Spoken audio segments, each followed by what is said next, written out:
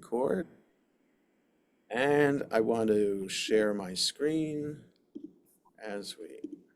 okay. So I want to continue and hopefully finish Peter Beinart's article today on this growing rift, as he sees it, in the American Jewish community between liberals and non-liberals vis-a-vis Zionism. So where we left off, I'm picking up in the article to ensure that we get to the end of the article today. I'm picking up several paragraphs after we left off. And in those paragraphs, he was talking about the college campus and Jewish students on the college campus, and his perspective on Jewish students who are pro-Israel and what they're feeling about anti-Semitism, or what their experience on it regarding anti-Semitism has been. You'll read the article, and it seems like with the statistics that he's posting that there's some question about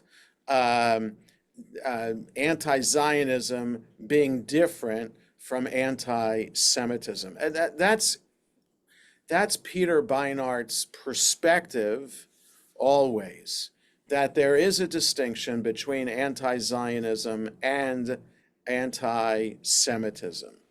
For many people, myself included, so I'll speak for myself, how I understand anti-Zionism and anti-Semitism is theoretically there can be a difference, but practically speaking, in reality, there isn't a difference between anti-Zionism and anti-Semitism. Well, let me say it this way.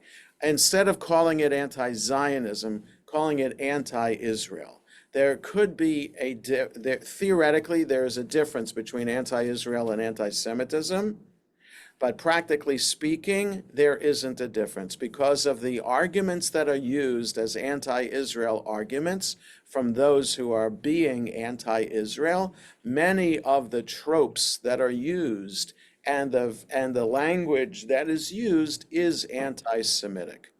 Okay, so it could be one thing. Like I myself, again, personally, I'm not speaking for the synagogue, I'm speaking for myself personally, Jonah Lehman. I am opposed to Netanyahu and his right-wing government in Israel. But that doesn't mean I'm against Israel or I don't support Israel.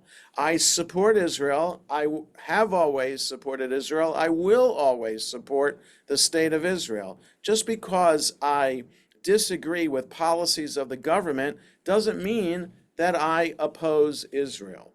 There are some who take the policies of a particular government and apply it to the entire state and say that the state of Israel reflects the current government. That's wrong. It's as if to say that the American government, that America today is equated with Donald Trump and his policies. That's a conversation for another time. But those who believe in America know, well, those who believe in America believe that America is bigger than any one candidate for president and any kind of particular segment of American society. Because what has made America strong and great for nearly 250 years is the fact that no matter where you fall in the political spectrum in America, you still believe in the guiding principles of the founding fathers that created America. Okay? The same is true about Israel. no matter where you fall on the political spectrum on Israel, whether you're pro-Netanyahu or even more right than Netanyahu or more left on the political spectrum, you believe in the idea of what Israel is. That no matter where you are, liberal or conservative, Israel is a Jewish state to be a refuge for Jews around the world. And all believe that it is supposed to uphold democratic values with freedom of religion for all citizens of Israel. Okay? So one can then be anti segments of Israeli society without being anti-Israel. But like I was saying before, there are many today who equate the current government of Israel with Israel itself and use language to say that they are that their language that is anti-Israel then becomes anti-Semitic, saying that Israel's an apartheid state, Israel's colonialist, Israel is wants to drive out all of non-Jewish residents of Israel from the borders of Israel, things like that. Though all that last statement of driving out Palestinians, other non-Jews from the boundaries of Israel, is a position of the far right in Israel, some of whom happen to be members of Netanyahu's cabinet. But that is not an Israeli position. Okay, so I just want to make sure that we have that in mind, and that Peter Beinart tends to be, he thinks he can be anti-Israel and not anti-Semitic, but even his language tends to be more anti-Semitic too. So that this is an issue that will become clearer as we finish this article, that his perspective on this growing rift is partly skewed by his own kind of perspective here. So you'll see what I mean as we pick up from this point. For the many American Jews who still consider themselves both progressives and Zionists, this growing alliance between leading Zionist institutions and a Trumpist Republican Party is uncomfortable. So I just want to stay here that AIPAC, what he's talking about is AIPAC and other large Zionist, Israel-oriented organizations that kind of represent most of the American Jewish community. They're large and powerful, and they tend to now associate with the Republican Party. I wouldn't have called it the Trumpist Republican Party, but I guess for all intents and purposes, the Republican Party is Donald Trump's party, and that's not making a political statement, okay? It just seems that that's the growing sway that Donald Trump has on the Republican Party, I think, is irrefutable, okay? And the fact that somebody in his own family is now the head of the Republican National Committee, enough said about that. But in the short term, they have an answer, that is progressives and Zionists. Politicians like President Biden, whose views about both Israel and American democracy roughly reflect their own. In his speech last week, Mr. Schumer called these liberal Zionists American Jewry's silent majority. Liberal Zionists, liberal Jews who are Zionists. For the moment, he may be right. In the years to come, however, as generational currents pull the Democratic Party in a more pro-Palestinian direction and push America's pro-Israel establishment to the right, that seems to be the trend now that I think Peter Beinart is right about. Liberal Zionists will likely find it harder to reconcile their two faiths, that is, faith in liberalism and faith in Zionism. Young American Jews offer a glimpse into that future in which a sizable wing of American Jewry decides that to hold fast to its progressive principles, it must jettison Zionism and embrace equal citizenship in Israel and Palestine, as well as in the United States. Okay, so I don't think you have to jettison Zionism in order to embrace equal citizenship in Israel and Palestine. I would say this. I think that what he means by this is a one-state solution, that is, to the Israeli-Palestinian conflict. I would say that I think you can be liberal and still believe in a two-state solution. The problem for the one-state solution, if you're Jewish and care about Israel being a Jewish country, is that if you have a one-state solution, then immediately Jews will become the minority in the one-state solution.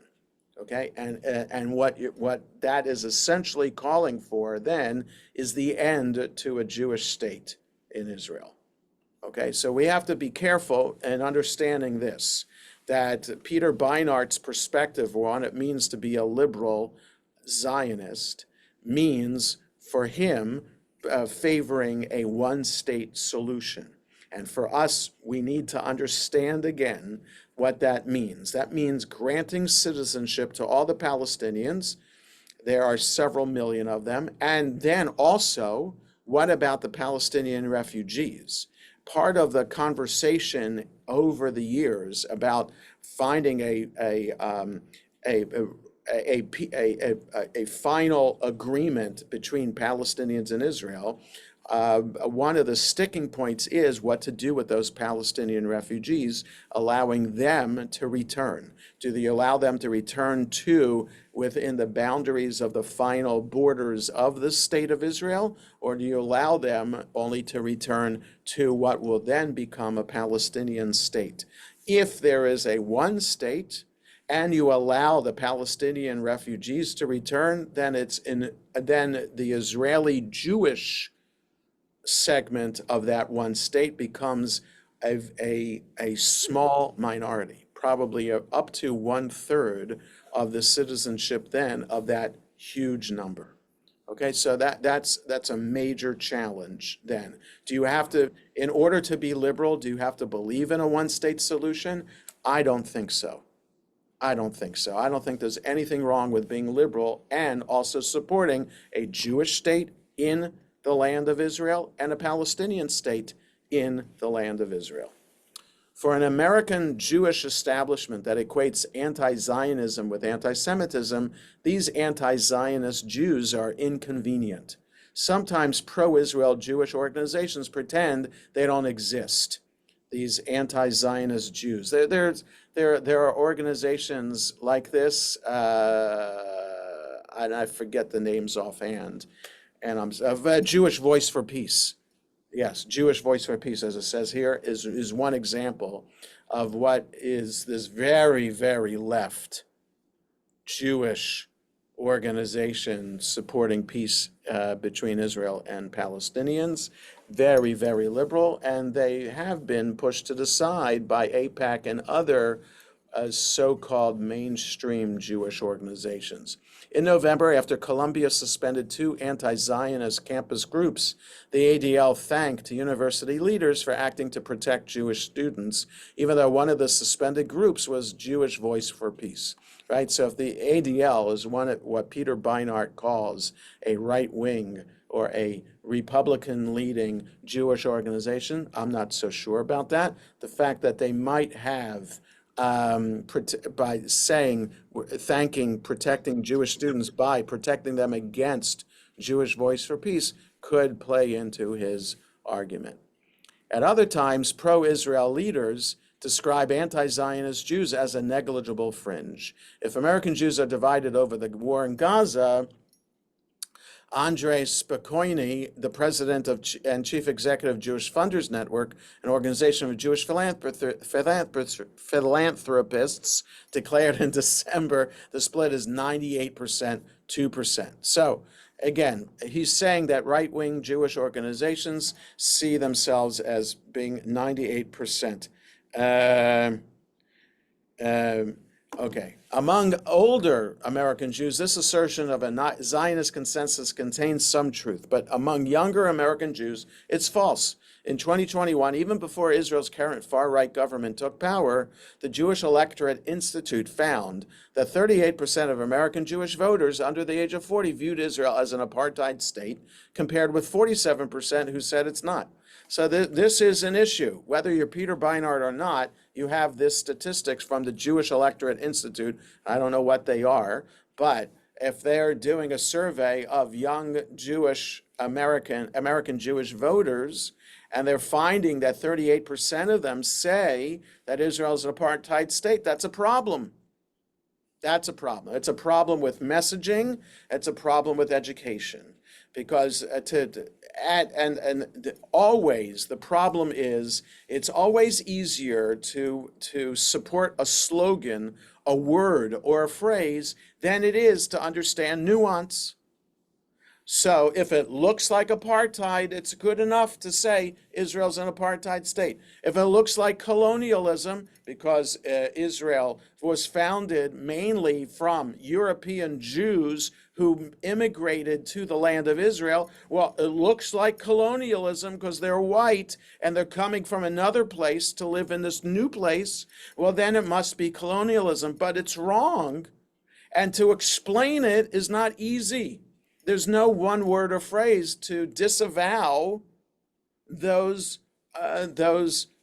myths and those characterizations about Israel. So that's the problem on social media today too. Conspiracy theories abound because it's easy, and it's a phrase or a sound bite, but you can't disavow a sound bite with another sound bite. It's not so easy, and that's the problem. People don't care.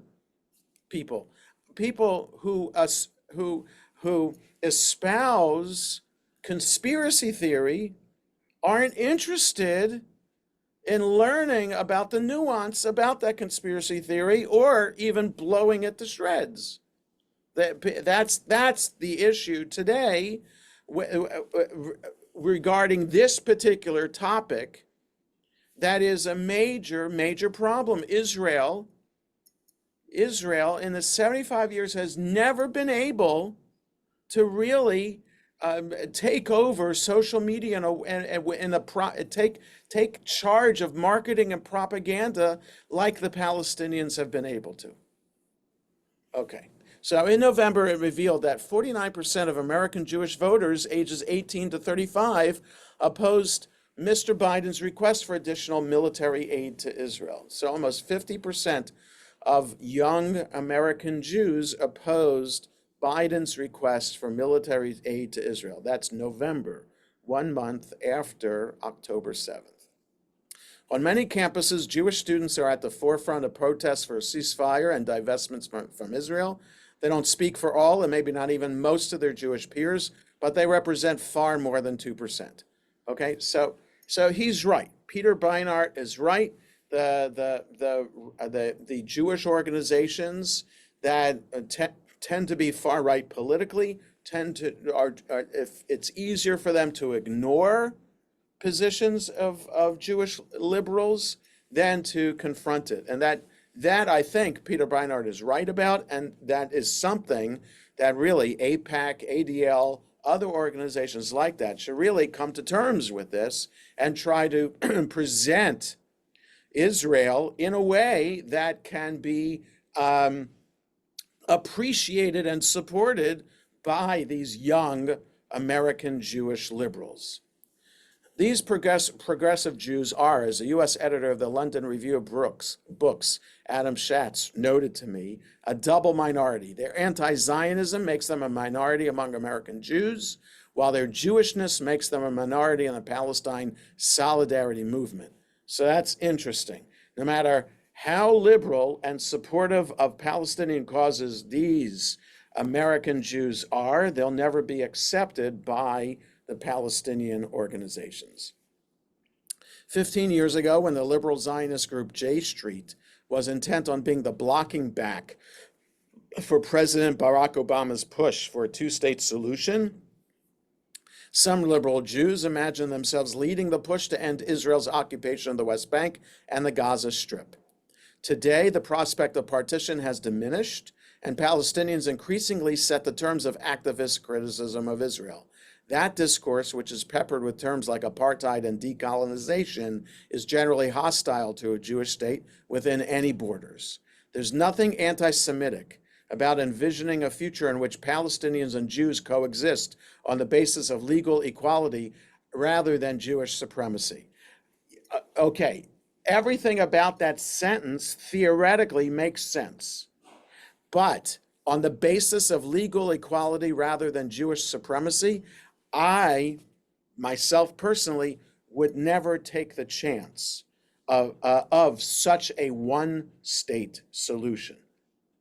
Because who's to say that 5 minutes after the agreement is reached, that something else isn't voted in place instead?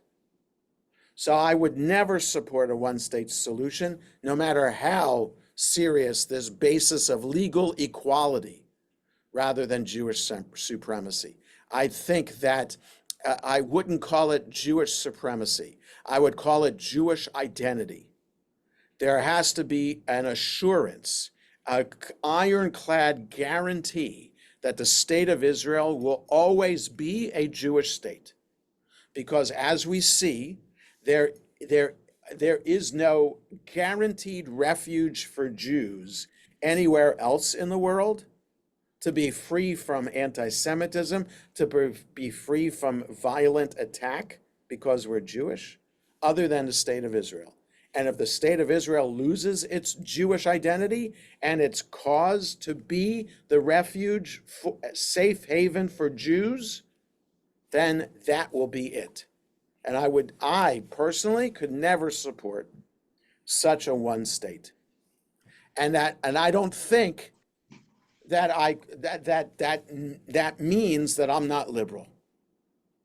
I certainly see that Palestinians should be recognized as citizens of the state of Israel. And I think that Arabs should be citizens of the state of Israel, full citizens of Israel, and that Palestinians should have their own state alongside. That is my liberal perspective to this. Okay, but in pro-Palestine activist circles in the United States, coexistence has receded as a theme. In 1999, Mr. Said argued for a binational Israeli-Palestinian state that offered self-determination for both peoples. In his 2007 book, One Country, Ali Abunimah, a co-founder of the Electronic Intifada, an influential source of pro-Palestine news and opinion, imagined one state whose name reflected the identities of both major communities that inhabit it. The terms Israel and Palestine are dear to those who use them, and they should not be abandoned, he argued. The country could be called Yisrael Palestine in Hebrew and Philistine Israel in Arabic. Okay, that was 17 years ago. In recent years, however, as Israel has moved to the right, pro-Palestinian discourse in the United States has hardened. The phrase, from the river to the sea, Palestine will be free, which dates from the 60s, but has gained new prominence since October 7th, does not acknowledge Palestine and Israel's binational character. That's right, I'm glad that Beinart admits that, right? From the river to the sea, Palestine will be free. That is, it's the state of Palestine between the Jordan River and the Mediterranean Sea, not the state of Israel. To many American Jews, in fact, the phrase suggests a Palestine free of Jews. It sounds expulsionist, if not genocidal. It's an ironic charge given, here's something that is really outrageous. It's an ironic charge given that it is Israel that today controls the land between the river and the sea, whose leaders openly advocate the mass exodus of Palestinians, and that the International Court of Justice says could plausibly be committing genocide in Gaza. Okay, the fact that Peter Beinart gives the International Court of Justice, this the what I'm trying to say is that Peter Beinart, in this sentence, kind of is allowing the International Court of Justice to be stating fact. When in another Jews in the News episode from several weeks ago, when we looked at the claim that South Africa brought to the International Court of Justice, which was argued against by his former Israeli Supreme Court Justice Chief Justice Aaron Barak, we understood how ridiculous the claim was in the International Court of Justice. Okay, but he, by saying this in this sentence, is giving it claim, saying that Israel could be committing genocide in Gaza, which we know they are not doing factually, despite the deaths of tens of thousands of Gazans. It doesn't mean it's genocide. It is tragic death, absolutely, but it's not genocide. And just because the leaders, that is, cabinet ministers, might be openly advocating the mass exodus of Palestinians, doesn't mean that that's what Israel is advocating. Okay? Israel is not the leaders. Israel is the population of Israel. And the population of Israel today, if elections were called and held in Israel today, Netanyahu and the other far-right parties would be thrown out of the government. All right, there is no way that they would be able to form a new government. It would be Gantz and Lapid. That's if elections were held today, the majority of Israelis would vote for them.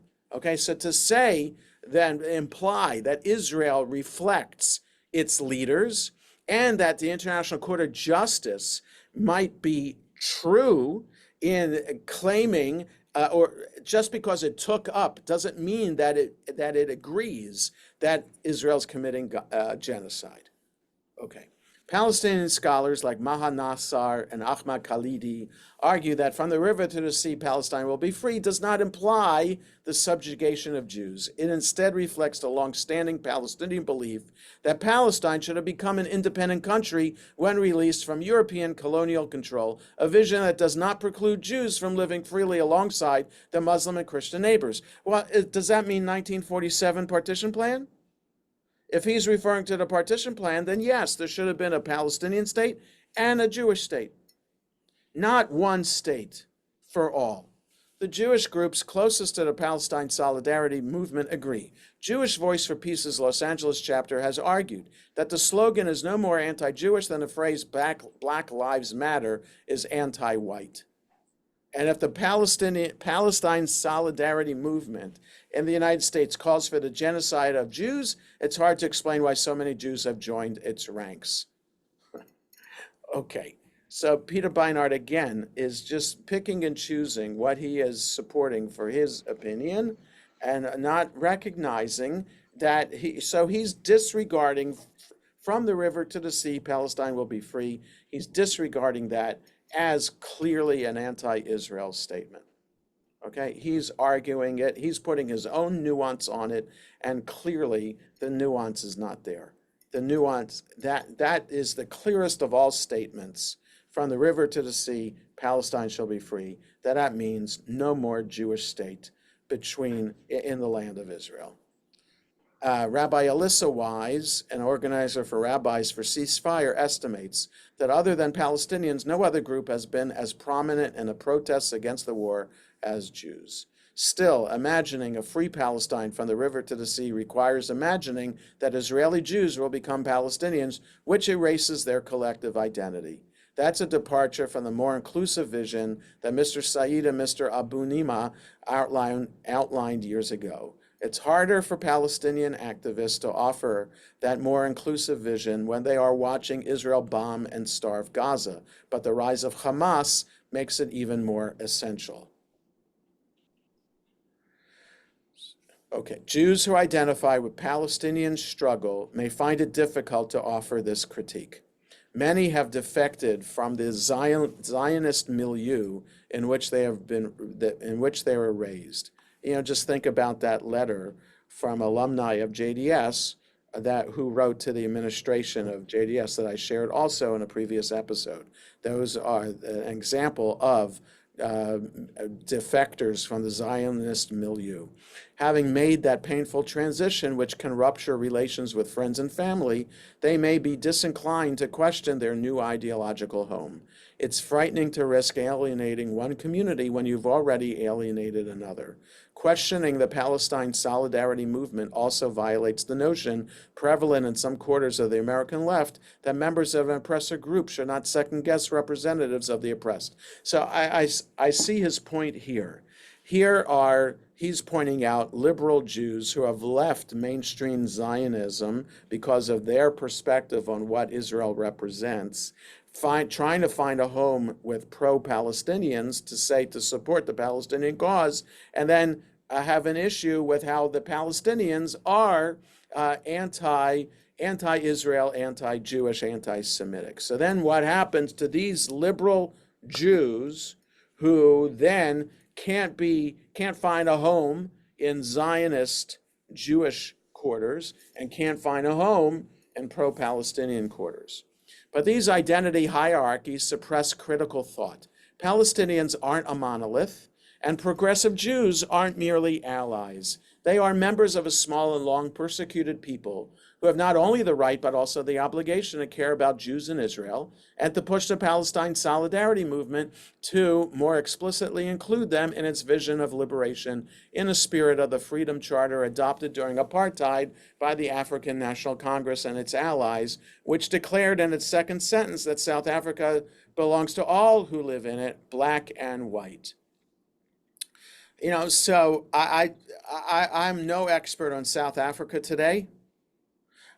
So I don't know if white people in South Africa truly feel safe and free in South Africa today. All right, the vision there clearly that the majority of South Africa's population is black, and so therefore it makes sense that the government should be mostly representative of the blacks in South Africa. Makes sense, but do white people feel as safe in South Africa today as they should theoretically in such a open society as it should be?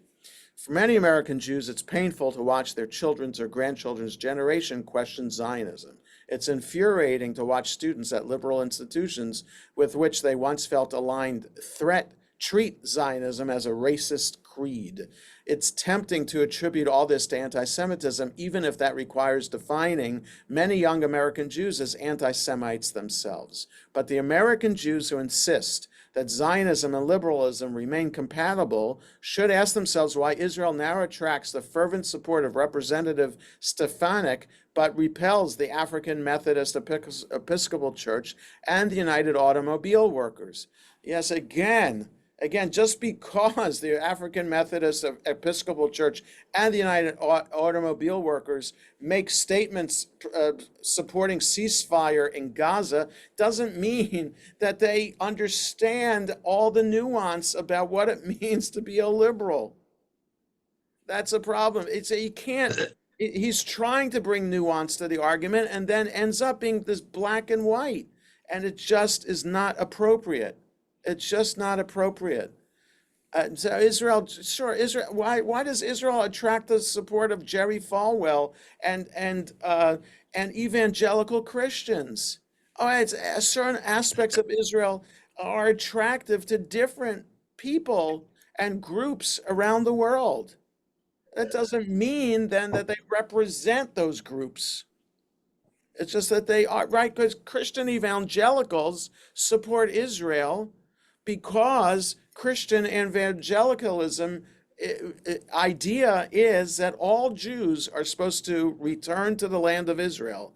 And when all Jews are there, then, according to their take on Christianity, when all Jews are living in Israel, then they're supposed to convert to Christianity so that Jesus will come again. Okay, so Menachem Begin, being the practical leader that he was, could accept the support of Christian evangelicals and give Jerry Falwell a medal for actively supporting the state of Israel, because Menachem Begin knew, well, all Jews aren't going to be moving to Israel soon, and we're not converting to Christianity anytime soon, but in the meantime, we'll be friends with them. Okay. Wyatt enjoys the admiration of Elon Musk and Viktor Orban, but is labeled a perpetrator of apartheid by Human Rights Watch and likened to the Jim Crow South by the Ta-Nehisi Coates. Why it is more likely to retain unconditional American support if Mr. Trump succeeds in turning the United States into a white Christian supremacist state than if he fails. Okay, so is pretty outrageous. For many decades, American Jews have built our political identity on a contradiction. Pursue equal citizenship here, defend group supremacy there. Now here and there are converging. In the years to come, we will have to choose. Okay, so I hope I made the point quite clear that Peter Beinart's arguments are at times outrageous, but at other times he makes an important point about where liberal Jews, young liberal American Jews, find themselves today. His points about them, I would disagree with. Okay, so let me stop share. And any questions or comments? Yes, Saul. Yeah, getting back to the apartheidism, Apartheid. the apartheid. Yeah. The argument I heard was that if Israel makes the Palestinians in their, full citizens, okay, Yeah, and allows Palestinians to come back in, they will eventually be a majority. right.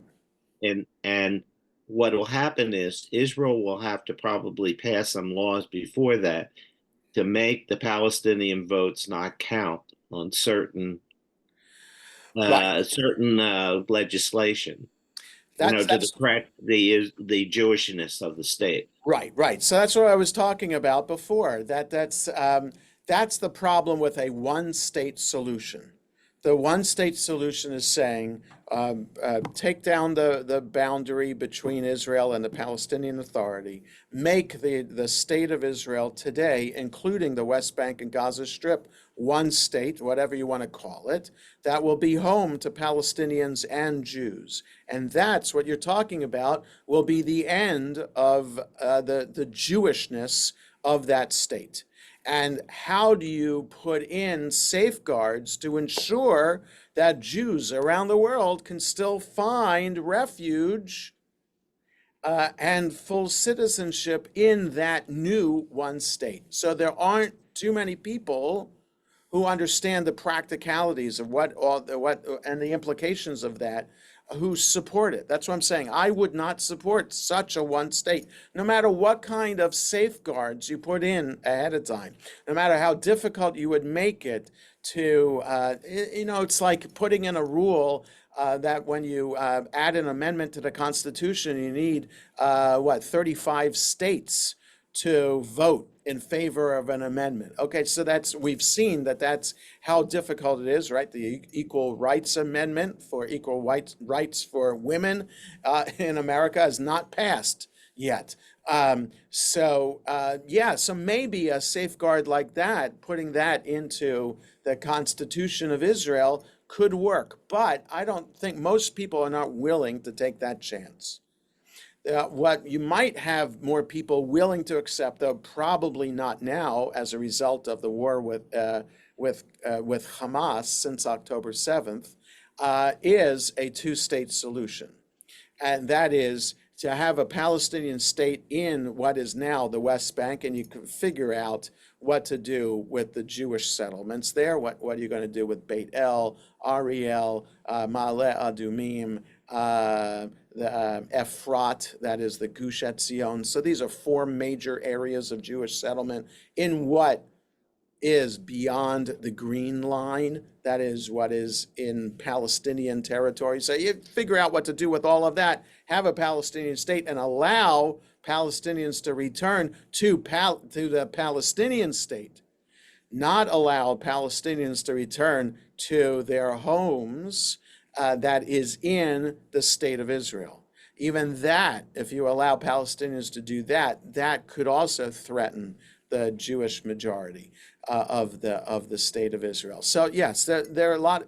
We're a long way away from getting to some kind of two-state solution, but I think you can be a liberal and support two-state solution without seeming to be colonialist or white supremacist or apartheid or anything like that.